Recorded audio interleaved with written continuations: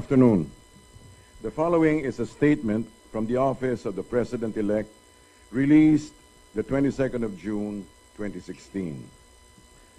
The Duterte administration is committed to promoting a robust and dynamic economy with every sector contributing to its growth. Responsible mining plays a key role in the Philippines. The key word here is responsible. And the President has made his position very clear. You have to do it right. If you cannot do it right, then get out of mining. The President has also asked to apply the standards of responsible mining as practiced in developed countries such as Canada and Australia to ensure the protection of the environment. End of statement. We'll take a few questions.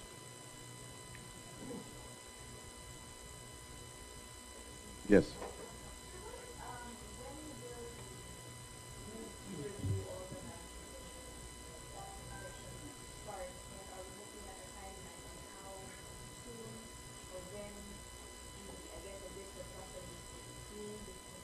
Okay. I'm sure almost as soon as possible after the inauguration. With the coming in of Ms. Lopez, it's bound to be reviewed as soon as possible. Yes.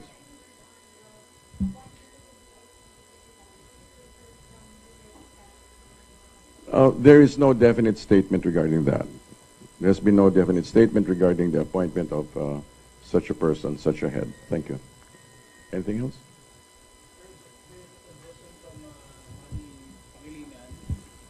Sorry, sir. Sa araw, just like sa US, iba ang regulation agency sa geosciences and mines at sa environment. DENR should be split into two departments. That's a suggestion, sir. Split into? Two departments. And that would be geo? Well, sir, hindi naman specified. Basahin ko ulit yung text, sir, ha? There's a suggestion from MVP na just like sa US, sana raw, iba ang regulation agency sa geosciences and mines at environment. DENR should be split into two departments. I'm sure they'll take note of that suggestion.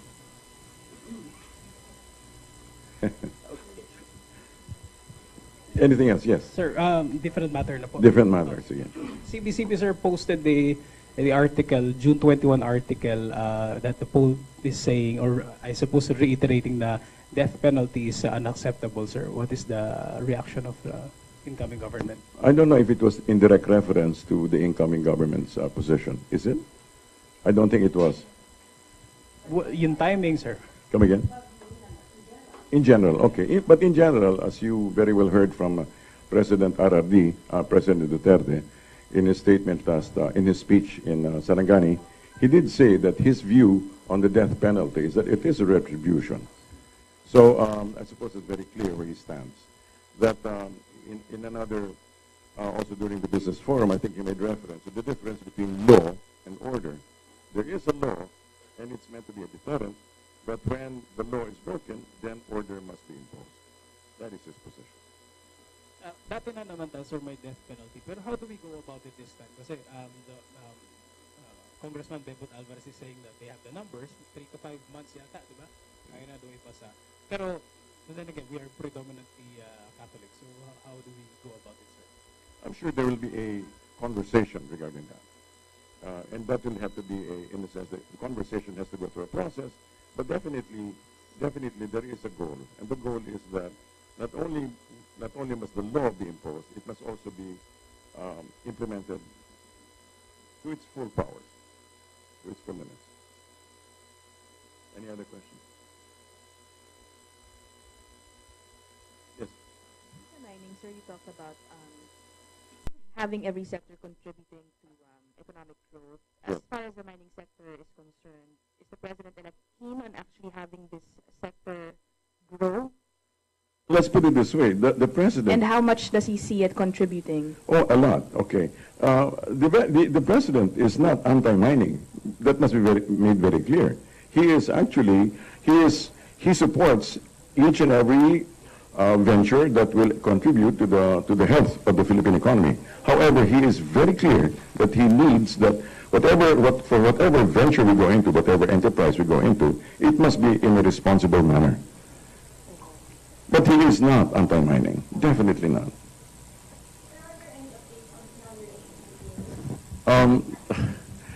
Not so much the details, but that I think no, not the details, except that there seems to be an increase in those who have been invited.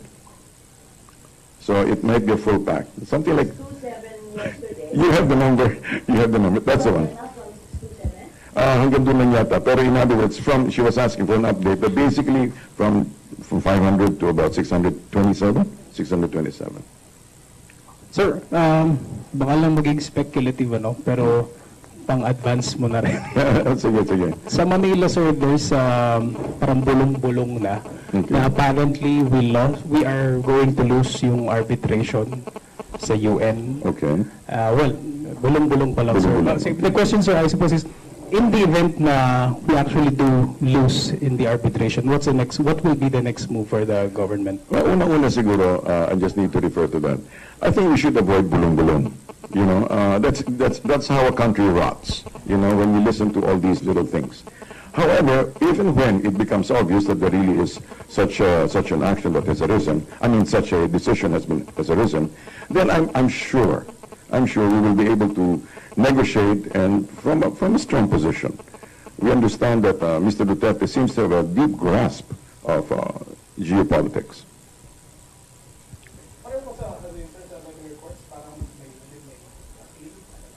That I don't know, but I suppose they bring it to the particular court, and then but I'm sure there will be room for negotiation. But again, let me just reiterate: let us try to avoid the bulong-bulong. Okay. So earlier it was mentioned yesterday by Raise Secretary your hand, please. Yes. Andonor Okay. that you're having a meeting kanina po, alas 9, ano na pag-usapan? Kami po, O, yung sinabi ni Secretary Andonor With who? kahapon. meeting with Organizing committee with, I guess, transition. a transition committee. I think that's from his department. His overall department. Okay. I think that was based in Manila. I'm not entirely sure. Was it in Manila? All right, there you go. Right. Okay.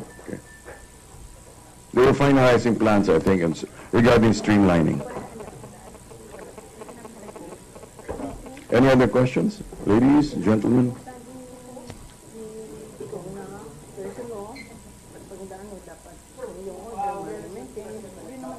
Come in. I'm sure as far as I know, he's busy preparing for the transition. Not for the transition, for the incoming work. So he's basically right now. He's still finishing up a number of things. I think I was at the PMS, I think, and they were busy tying up details. I believe so. Don't quote me on don't quote me on that, but I believe so. The day itself or Probably either on the day or just before. I don't know. no definite. No definite. Are there any personalities from Davao within the week or the next few days? To meet with President-elect Duterte. A number of personalities keep coming in and out, and they usually come undercover. Not undercover, but under the radar. That's what I'm saying. Under the radar. Sir, no cabinet meetings at this week? Not that I know of. Not that it may be. There may be, yes.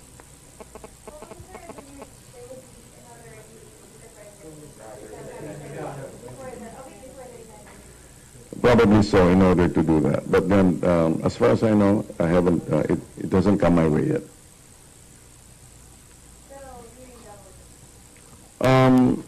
Again, I'm not sure. Probably so, because he may not leave Davao. As far as we know, he'll try to finish up everything here before he finally goes. Because when he does go, as far as I perceive it, it will be for a period of time. Who, him? Again, I don't have news on that. Thank you. Sir, have you talked to Mayor Duterte about your protocol when he's already president and you're the spokesman? How will he relay statements to you? Will there be daily briefings between you and him so that we can get a grasp of his position on issues on a daily basis? Is there any development on that? All right. It's not yet final. It's not yet fully worked out. But in the past, the way the press office worked was that there was a platform, there's the hardware, and then there was the messaging, the communications, where the messages were crafted, and then the presidential spokesperson. And there were somehow three separate units. But now it's being integrated and streamlined, and so that they'll come up with one particular narrative, one particular theme, and not part theme, but so that all the information will be coordinated. So whether I'm there or not, there will be somebody following the president, and then everything will be duly recorded, and then everything will be, the information will be passed on to the office of the OPS for the presidential spokesman. So I may be there, I may not be there, but that's what we're working on with Sec Martin.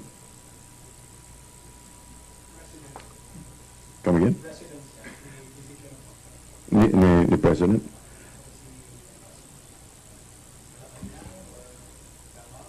The president. I'm sure it will be, he'll be spending time both there and here, depending on the need. Yes. Have you talked with the legal counsel about the request for emergency powers? Because Congressman Alvarez already said that he is hopeful that the emergency power will be given before Christmas. What are the contents of the draft that you are making to We have no information regarding the contents of the draft. Remember, we're still in the transition. Okay, the real work will begin after on July 1 and after.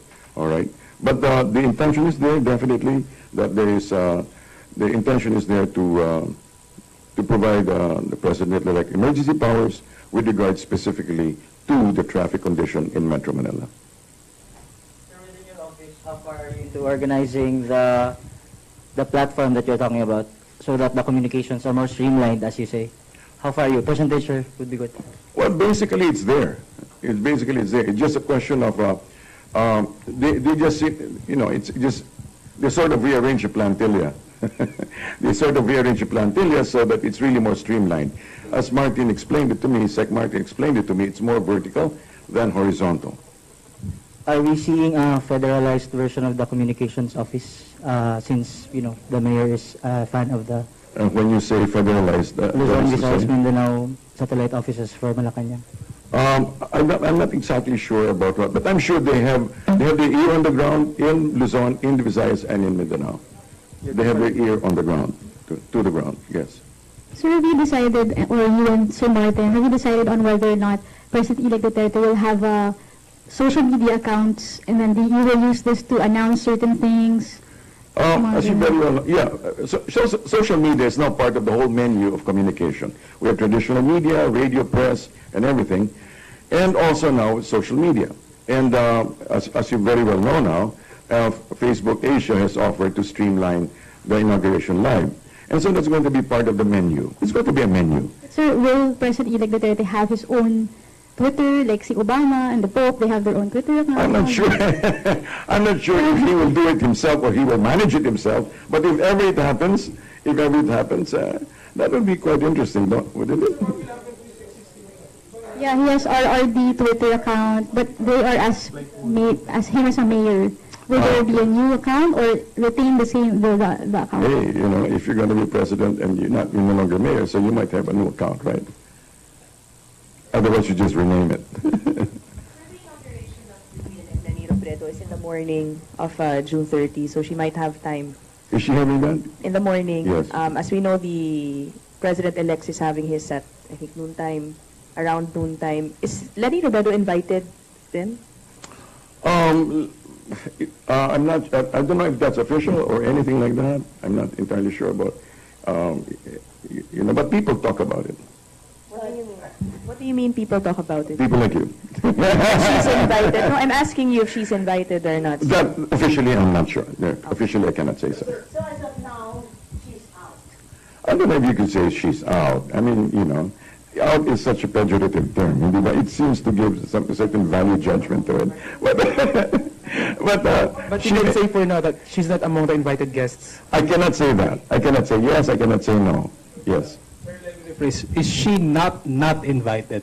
Let's put it this way. I do not have the guest list. Okay.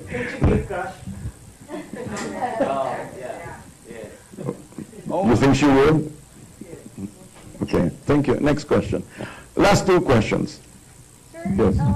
Do you have any feedback from the President-elect regarding the plan of the Communist Rebel that they will have a unilateral ceasefire before his inauguration, sir? I'm not entirely sure about that. I'm not entirely sure, but usually there seems to be like a courtesy ceasefire. But that's, you know, that's not official, okay? Yeah, that's not official. One last question, please.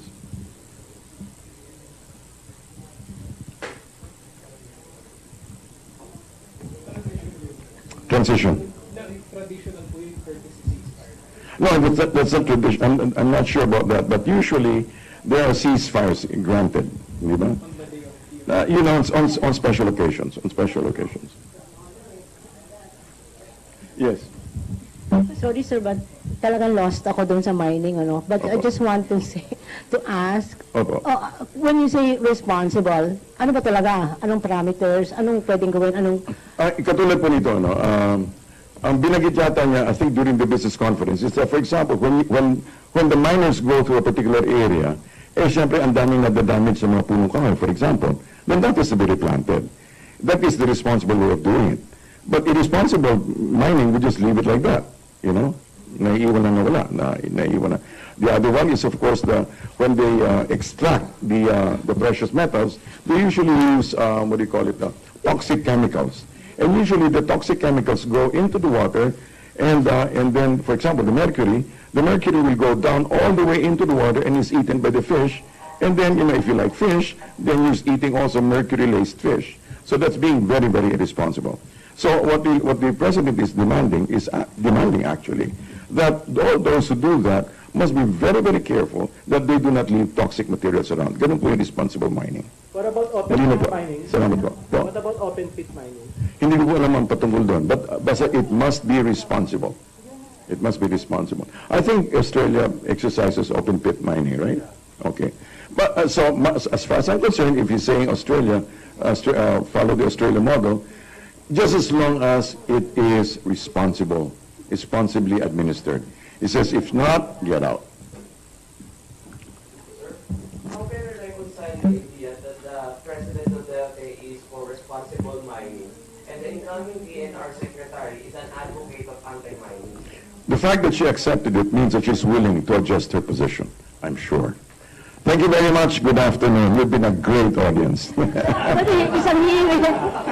Isang unit na lang, nung nangangampanya siya, lagi niyang pinapakita yung picture ng bundok na sinira na raw. Opo. Sa Surigao. Opo. I'm not sure. Yung kay Eric Gutierrez. So, is it safe to say na dahil yan na nga sinasabi responsible mining, and time and again, he came out with that picture doon sa campaign sorties niya. So, pwede ko na ba sabihin na sarado na ito? Pwede po sabihin, ito yung ginagamit niyang ehemplo ng irresponsible. Hindi ko po sinasabing sarado na.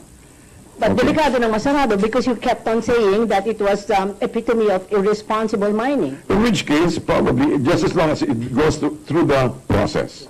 Okay. Lagi po may proseso ito. Remember that the president is a lawyer and he knows the processes. All right. Okay. How many mining companies are we talking about that will be You reviewed? know, I'm not entirely sure about that. There are a number of miners, and they're big, small, and micro. So there are really, if you're talking about mining, you're talking about a lot of people.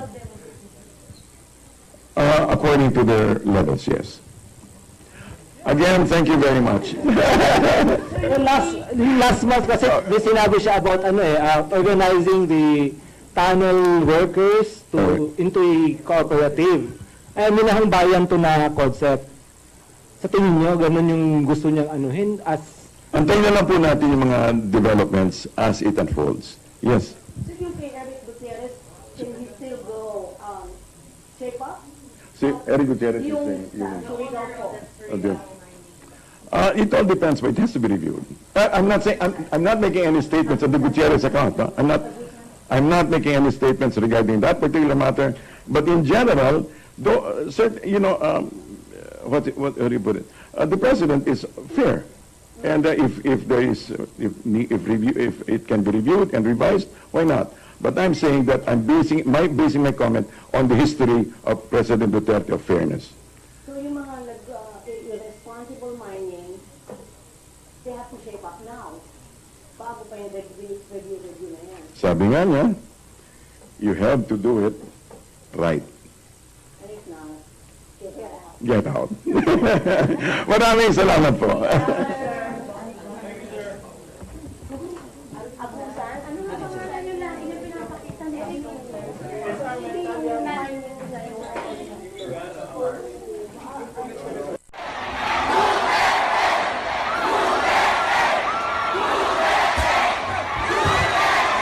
There's been no definite statement regarding the appointment of such a person, such a head. Thank you.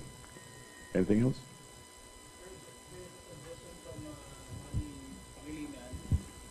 Sorry, sir. Sana raw, just like sa US, iba ang regulation agency sa geosciences and mines at sa environment. DENR should be split into two departments. That's a suggestion, sir. Split into? Two departments. Okay. I'm sure almost as soon as possible after the inauguration. With the coming in of Ms. Lopez, it's bound to be reviewed as soon as possible. Yes.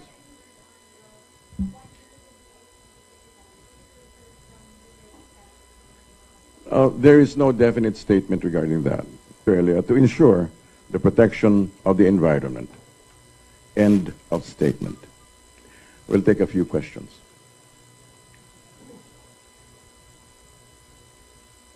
Yes.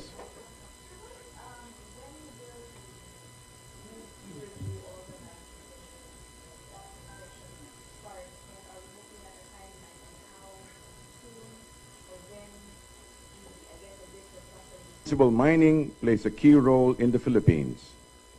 The key word here is responsible. And the President has made his position very clear. You have to do it right. If you cannot do it right, then get out of mining. The President has also asked to apply the standards of responsible mining as practiced in developed countries such as Canada and Australia.